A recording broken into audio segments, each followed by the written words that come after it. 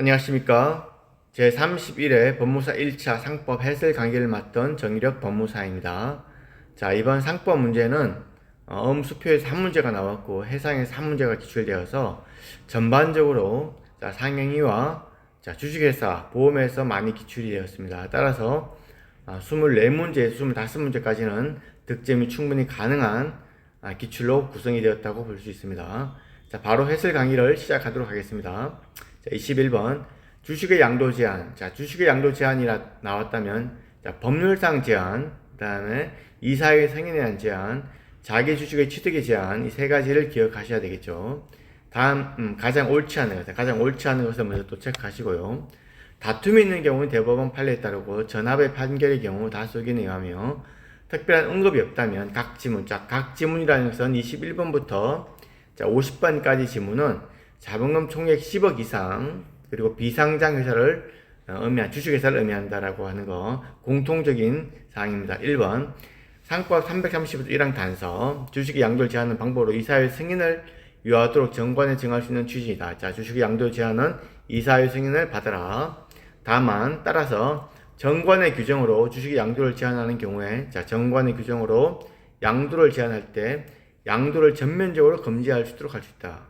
틀렸죠. 전면적 금지는 안 됩니다. 전면적 금지는 안 되고 양도 제한에 대한 제한이라는 것은 일시적으로 어떤 효력을 제한하는 겁니다. 따라서 전면적 금지는 할 수 없다. 바로 1번이죠. 1번이 틀렸고 자, 2번 주식의 양도에 관한 이사회 승인을 의뢰해야 하는 경우에 주식을 취득하였고 회사로부터 양도 승인의 거부를 통지받은 양수인은 회사에 대하여 주매청, 주식 매수 청구권을 행사할 수 있다. 이때 자, 이사회 승인과 관련해서 저희들이 기억해야 되는 숫자들이 있죠. 자, 1월, 그 다음에 20일, 2주, 그 다음에 10일이죠. 자, 이 주매칭과 관련해서는 20일이죠. 20일. 자, 20일에 대해서 상대방의 지정 통지를 하거나 주매칭을 행사할 수 있다. 자, 2번은 맞죠. 1번 상법 330조 1항 단서의 취지에 비추어 볼 때 주주들 사이에서 주식의 양도를 일부 제한하는 내용의 약정을 한 경우 약정을 했고 그 약정은 주주의 투하자본 회수의 가능성을 전면적으로 부정하는 것이 아니고 마찬가지로 여기서 전면적 부정이 아니며 공소양속이라는 것은 민법 103조죠. 반하지 않는다면 당사자 사이 무효가 아니라면 당사자 사이에서는 원칙적으로 유효하다. 맞죠? 4번 주권 발행된 주식의 양도. 주권 발행된 주식의 양도 잘 알고 있죠. 저희들 회사에 대해서는 효력이 없지만 성립 후 또는 납입기일 6월이 경과할 때는 회사에 대해서 효력이 있고 이때 양도는 지명채권 양도 일반 원칙에 따라 당사자 의사 표시만으로 효력이 발생한다. 맞죠? 자, 주권 발행된 주식의 양도가 회사 성립 후 또는 심지어 납입기일 후 6월이 경과하기 전에 이루어졌다 하더라도 6월이 경과하고 회사가 주권을 발행하지 않았다면 6월이 경과했다면 그 하자는 치유되어서 회사에 대해서도 유효한 주식의 양도가 된다. 맞죠? 따라서 가장 옳지 않은 것은 1번이 되겠습니다. 자, 22번 상법상 회사와 합병에 관한 다음 설명 중 가장 옳지 않는 것 체크. 자, 합병 나왔습니다. 자, 합병 나왔으면 일단 몇 가지 플로우 차트를 기억하셔야 되겠죠. 자, 합병은 일단 D-14에서 이사회에서 합병 계약에 대해서 승인하고 자, 주총에서 주총 특별결의로 합병을 승인합니다. 그러면 요 사이에 반대주주가 반대 사유 표시하고 주식 매수 청구권 행사할 수 있죠. 그러면 자, 합병이 승인이 났으면은 이제 중요한 단계가 이제 채권자 보호 절차. 채권자 보호 절차는 공고, 최고, 그다음에 회사의 관계에서 반대의사 표시 마찬가지로 반대의사 표시하면 회사는 이 채권자들에 대해서 변제나 담보나 재산 신탁을 해야 되겠죠. 채권자 보호 절차 끝나고 요 기간 동안 여기서 20일 동안 반대 주주 주식 매수 청구권 행사. 그다음에 채권자 보호 절차는 1월 마지막 단계에서 그다음에 등기는 합병에 있어서 창설적 효력 발생 요건이라는 거. 자, 요런 기본적인 순서를 잘 기억하셔야 됩니다. 합병에 대한. 자, 1번. 상법상 회사는 한 명, 합자, 유한 책임회사, 주식회사, 유한회사 5종 맞죠? 자, 회사 합병이 있는 경우 합병회사의 권리 의무는 사법상의 관계 또는 공법상의 관계 불문. 자, 그 성질상 이전이 허용되지 않는 것을 제외하고는 맞죠? 모두 합병으로 포괄승계다. 분할 합병, 포괄승계.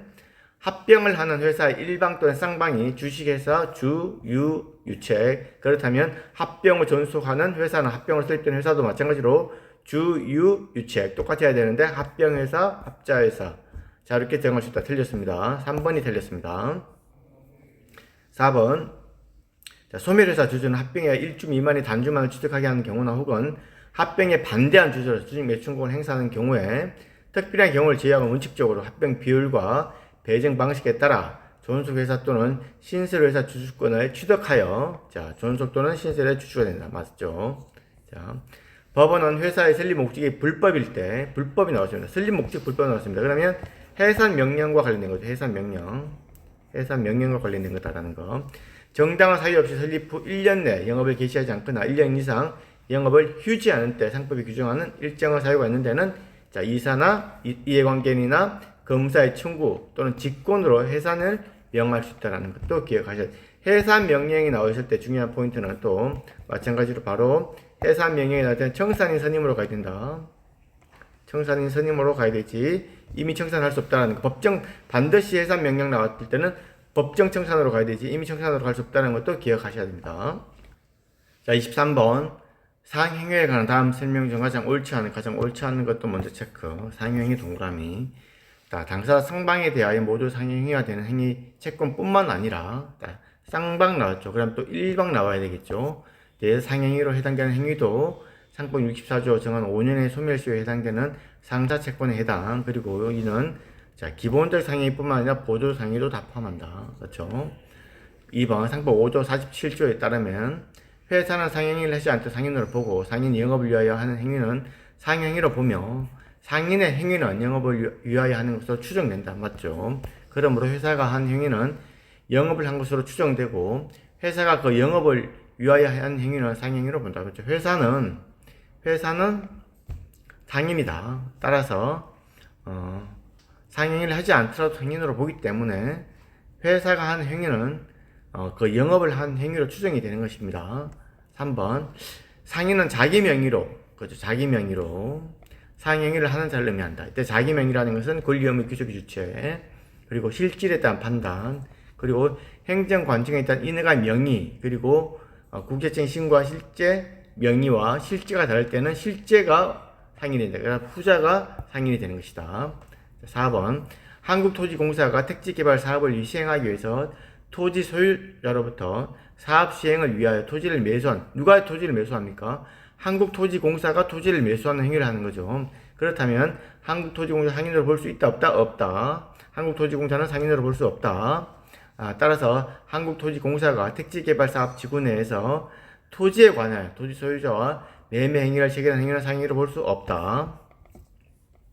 3번 상법 3조 1항에 따라 당사자 중 1인의 행위가 상행일 때 전원에 대해서 상행위가 되고 일방 중 수인이 그 1인에게만 상행위가 되더라도 전원에 대해서 상법이 적용된다. 맞죠? 따라 틀린 것은 4번입니다.